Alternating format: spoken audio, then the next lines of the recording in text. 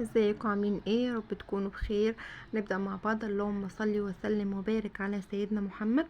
هنعمل مع بعض جناش الشوكولاتة، ينفع للتورت، للجاتوهات، سينابون، ديسباسيتو. بصوا بقى، عيشوا حياتكم ودلعوا دلعوا اي حاجة حطوا عليها من الصوص دوت او الجناش دوت، هينفع معاكم جدا.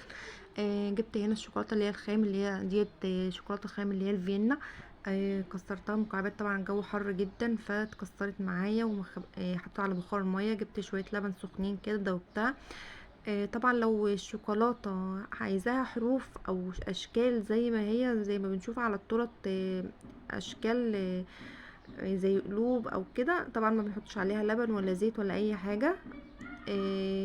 دوبته كده على بخار ميه زي ما انتم شايفين مع شويه لبن سخنين. لو لمعه او كده بقى يعني بتديك لمعه جدا، ممكن تستغني عنها، هو في اللمعه زي ما انتم شايفين اهو. حطيت عسل كلوكوز، معلقه صغيره عسل كلوكوز زي ما انتم شايفين كده، مش موجوده تستغني عنها جدا ممكن. او لو عايزاها برضو، لو ما لقيتيش الشوكولاته بتاعتك فيها اللمعه ديت، حطي حته زبده صغيره، معلقه زيت يكون نوع نضيف، صغيره برضو مش كبيره، معلقه كبيره من بتاعه الاكل وخلاص. انا كنت بعمل ديسباسيتو، فبحب بصراحه احط معلقتين كريم شانتيه من اللي انا ضرباها كده، بيديني القوام اللي انتوا شايفينه دوت. ممكن تستغني عنها برضو عادي، بس وممكن برضو بحطه على التورت كده عادي.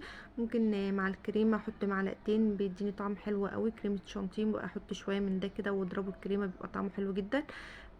بص يعني بستخدمه في حاجات كتير بصراحه، ممكن اغمس في بيت دوناتس، عادي يعني. الديسباسيتو هحطه في اكياس كده في التلاجة، ولو عملت سينابون امشي عليه مع الكراميل كده.